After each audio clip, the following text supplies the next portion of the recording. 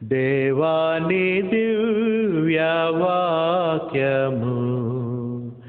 ఏవేగా మాకు దొరికెను.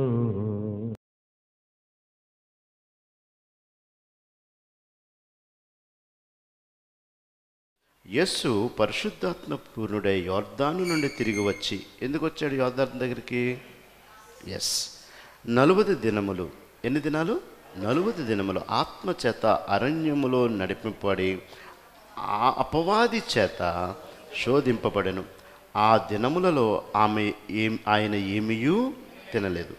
అవి తీరిన తరువాత ఆయన ఆకలి కొనగా, అపవాది నువ్వు దేవుని కుమారుడివైతే రొట్టె అగినట్లు ఈ రాతితో చెప్పమని ఆయనతో చెప్పాను. అందుకు యేసు, మనుష్యుడు రొట్టె వలన మాత్రమే జీవించడు అని వ్రాయబడి ఉన్నది వానికి ప్రత్యుత్తరమిచ్చాను. సో మనకి ఎప్పుడు కూడా మన మనసులో బైబిల్ తీసే మనం ఎప్పుడు వాక్యం చదువుతుండక్కర్లా, వాక్యాన్ని జ్ఞాపకం చేసుకుంటూ ఉంటే ఏదైనా శోధన వచ్చింది కానీ మనకు వాక్యం గుర్తొస్తే, యేసుక్రీస్తు ఎవరికి చెప్పాడు వాక్యం? ఇది శోధించేవాడికి చెప్పాడు. సో మొట్టమొదటి మనం శోధనని జయించాలి అంటే ఫస్ట్ వెపన్, మన దగ్గర ఉండవలసిన ఆయుధం ఏంటి?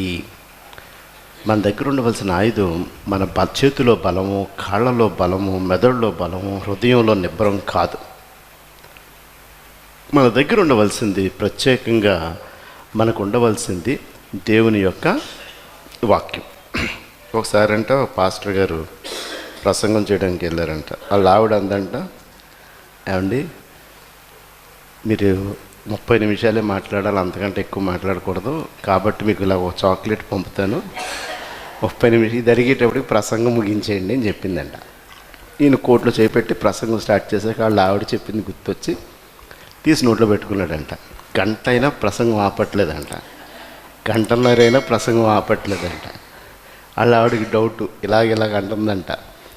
ఈయనేమో ఏం చెప్పింది నోట్లో పెట్టుకుంది, అయిపోయే వరకు ప్రసంగం. ఎంతసేపు అవ్వకపోతే ప్రసంగం అయిపోయి తీసి చూస్తే కోటు బటన్లో పెట్టిన చాక్లెట్ కాక కోటు పాకెట్లో ఉన్న బటన్ పెట్టుకున్నాడండి నోట్లో. ఇప్పుడు నా పరిస్థితి అలా ఉంది. ఏదైనా శోధనల గురించి మనం ఆలోచిస్తున్నాం కాబట్టి, శోధనలు అనేటువంటివి మన జీవితానికి ఎప్పుడూ వస్తాయి కాబట్టి, దీన్ని యేసుక్రీస్తు మొట్టమొదటగా ఆయన జయించిన విధానాన్ని మనం చూస్తే వాక్యం ద్వారానే. దేని ద్వారా? వాక్యం ద్వారానే. శోధన అనేటువంటిది ప్రమాదం కాదు. శోధన అనేది ప్రమాదం కాదు. శోధనకి ఎదురు నిలబడకలేకపోవడం అనేదే ప్రమాదం, డేంజర్.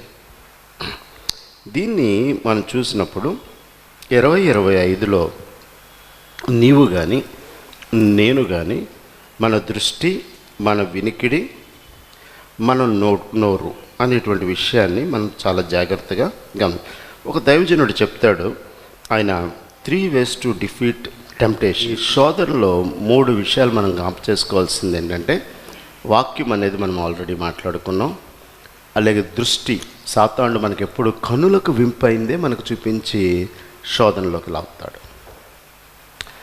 వస్తువులు, ఇప్పుడు మీరు వెళ్తున్నారనుకోండి, షోరూముల వైపు ఫస్ట్ మీకు అందంగా కనపడేటట్టు పెట్టేది ఏంటి?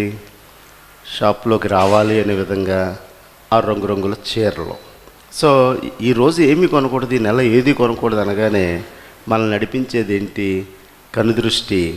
సమస్య లేదు, అటువైపు చూడకుండా మన ప్రయాణం ముందుకి కొనసాగదు. నేను ఎప్పుడు ఎక్కడికి వెళ్ళిన కారు సేల్స్ కనిపించిందంటే, ఏ కారు మోడల్ అని లోపలికి వెళ్ళి చూడకపోతే నాకు మనసు ఆగదు. అలాగా ఒక్కొక్కరికి, కొంతమంది ఫర్నిచర్, కొంతమందికి బ్లాంక్ కర్టన్స్, కొంతమందికి ఇంటిలో అలంకరణ వస్తువులు, ఇలాంటివి ఐకి ఇంపైనటువంటి శరీరాశ కానీ నేత్రాశ కానీ ఈ కంటి ద్వారా మనిషిని టెంప్ట్ చేయడానికి ప్రయత్నం చేస్తుంది.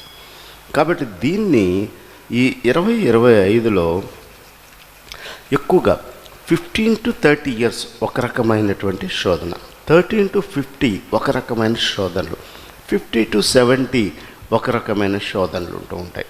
కానీ ఎక్కువగా కేర్ఫుల్గా ఈ శోధన నుంచి 20-25లో ఫైట్ చేయవలసినటువంటి ఏజ్ గ్రూప్ ఏదా అని చెప్పి నేను సెర్చ్ చేస్తే 15 నుంచి 45 సంవత్సరాల వయసులో ఉన్నవాళ్ళు ఈ 20-25 సంవత్సరంలో మన యొక్క ప్రార్థనలో ప్రధానమైన పాత్ర అవ్వాల్సింది ఏంటంటే శోధన అనేటువంటిది నా దరి చేయకు ప్రభువా అని ప్రార్థన. శోధనలో పడకుండా నన్ను కాపాడు. ఎందుకంటే స్వయాన్ని యేసుక్రీస్తే శోధించబడ్డాడు. నువ్వెంత, నేనెంత, మన సామర్థ్యం ఎంత. అందుకని ఈ పరిశుద్ధాత్మ పూర్ణుడై ఉండగా శోధనలో పడ్డాడు. బాప్తిస్మం తీసుకున్నాక యేసుక్రీస్తు, అది సెకండ్ స్టెప్. మొదటిది దైవత్వం, రెండోది యోర్దానులో బాప్తిస్మం తీసుకుని ఆత్మపూర్ణుడైనటువంటి యేసు. దర్స్ అ 2 స్ట్రెంగ్త్స్ జీసస్కి, దైవత్వం, పరిశుద్ధాత్ముడు. తండ్రి ఇంకా దూరంగా ఉన్నాడు. ఆ టైంలో అతను లీడ్ చేయబడినటువంటి విధానాన్ని చూస్తే యేసు పరిశుద్ధాత్మ పూర్ణుడై యోర్దాను నుండి తిరిగి వచ్చి దెన్ హీ వాజ్ టెంప్టెడ్. అందుకని మనం చూస్తే దీంట్లో ఉన్నటువంటి లెసన్ ఏంటంటే బయట పడడం. దేవుడు ఇందాక పౌలు మనకు చెప్పినట్టుగా ఆయన ద్వారాన్ని ఏర్పరుస్తాడు. ద్వారాన్ని ఏర్పరిచేటువంటి దేవుడుగా ఆయన ఉన్నాడు. మనం చూసినట్లయితే ఆదాము అవ్వలు ఇందాక చూసాం, శోధనలో పడ్డారు. ఏశావు అలా అన్నం చూచి తను టెంప్టేషన్ అయ్యాడు. అలాగే దావీదు శోధనలో పడ్డాడు, శాంసన్ శోధనలో పడ్డాడు, మోషే పడ్డాడు, సొలొమోన్ మహారాజు పడ్డాడు, పేతురు పడ్డాడు. ఈవెన్ పౌలు కూడా కొన్నిసార్లు ఆవేశమైనటువంటి టెంప్టేషన్లో పడ్డాడు. కొందరు జయించడానికి ప్రయత్నం చేసి ఓడిపోయారు, కొందరు ప్రయత్నంలో శోధనని జయించారు. వీరి విషయాలు మనం చూస్తే, కాబట్టి మనకి ముఖ్యంగా మనం ఒక మాదిరిగా తీసుకోవాల్సింది యేసుక్రీస్తు శోధనని జయించిన విధానాన్ని మనం ఆలోచన చేసుకోవాలి. ఎక్కడ తీసుకెళ్ళాడు? ఎడారిలోకి తీసుకెళ్ళాడు. First desert. మనకి ఎక్కడ ఏది, సాతానుడు ఎంత తెలివైనడంటే మన టైమింగు మన ప్లేసు వాడికి తెలిసినట్టు మనకు తెలియదు. యేసుక్రీస్తుని వెంటనే ఎక్కడ తీసుకెళ్ళిపోయాడు? ఆహారం దొరకని ప్రదేశం, రాళ్ళు రప్పలు ఉండేటువంటి పరిస్థితి.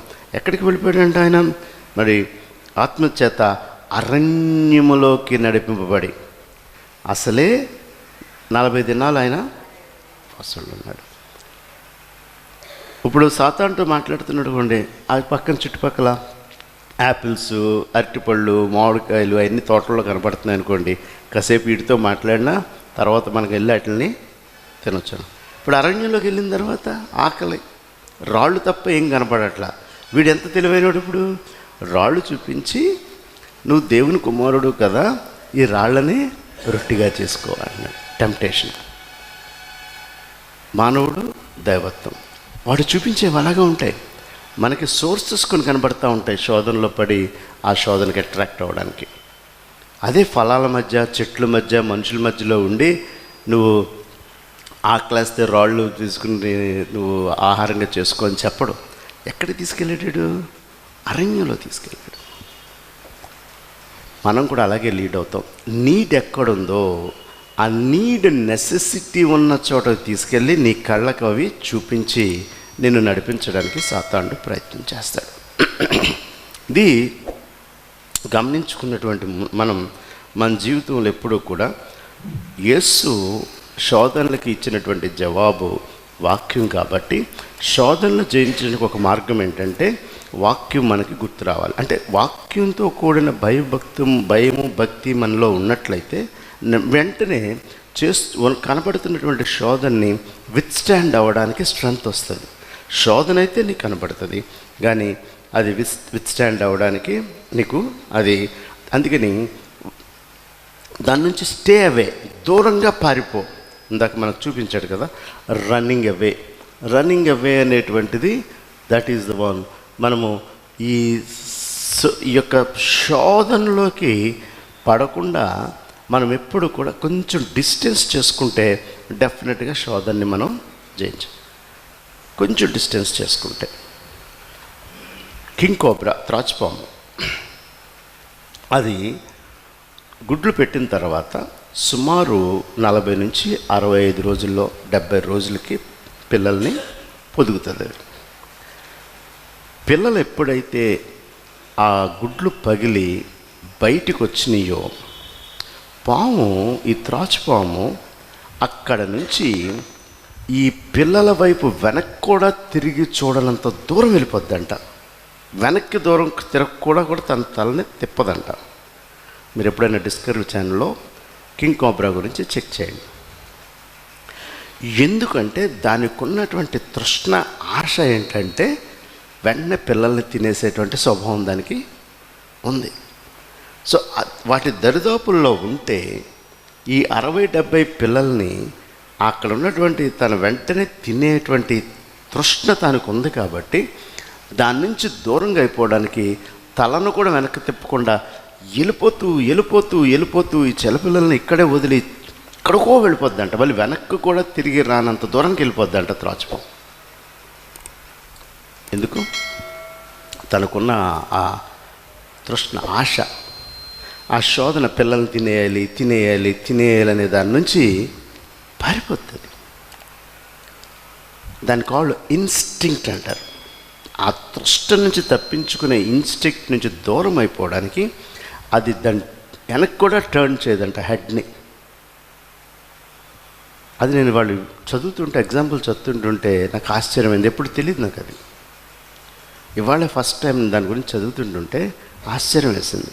అంటే తినేయాలనేటువంటి దురాశ, ఆశ, దానికి ఉన్నటువంటి ఆ శోధన నుంచి విత్స్టాండ్ అవ్వడానికి ఆ పాము స్వభావం కలిగిన పామే అంత దూరం పారిపోతే దేవుని స్వరూపంలో జన్మించినటువంటి మనము ఎంత దూరం పారిపోవాలి? దాని నుంచి దూరంగా ఎంత దూరం అవ్వడానికి మనం ట్రై చేయాలి. అందుకని తిరుగుబోతూ జోదమాడేవాళ్ళు, ఇంటర్నెట్కిలో ఉండేటువంటి ప్రోనుకు అలవాటు పడే లోబు, డబ్బులు, కొంతమంది తెలియకుండానే మాటల్లో ఒక గంట కూర్చొని మాట్లాడితే 2-3 సార్లు నేను డబ్బులు ఇలా దాచాను, అలా దాచాను, అలాగని మాట్లాడుతుంటే అది కూడా శోధనే. మనం ఏదైతే తరచు మాట్లాడతామో అది శోధనే. కాబట్టి దీని నుంచి మనం దూరంగా అయిపోయేటువంటి ఆలోచనని ఆలోచించమనేటువంటిదే మనం చూస్తుంది. కాబట్టి ఈ డెవిల్ చేస్తున్నటువంటి శోధన ఎప్పుడు కూడా ఒక దైవజనం, deviation of a person by devil is taking to desert places అని రాస్తారు. అడార్ లాంటి ప్రాంతాల్లో తీసుకెళ్ళిపోయి నీకు ఆశ్చర్యం కల్పిస్తాడంట సాతానుడు. నీకు ఏదైతే కొదువుగా ఉందో ఆ కొదువుని జ్ఞాపకం చేయడానికి దానికి ఏది దొరకని ప్రాంతాన్ని తీసుకెళ్ళి ఇది నీకు ఆశను కల్పించాలనే విధంగా సాతానుడు నీతో ప్రయత్నించాలి. కాబట్టి 2025లో ఒకవేళ నిన్ను అలాంటి పరిస్థితుల్లో వస్తే నీకు నాకు వెంటనే జ్ఞాపకం రావాల్సింది యేసుక్రీస్తు ఇక్కడ ఎలా సమాధానం చెప్పాడో వాక్యం నుంచి అలాంటి ఆలోచనే మనం కావాలి.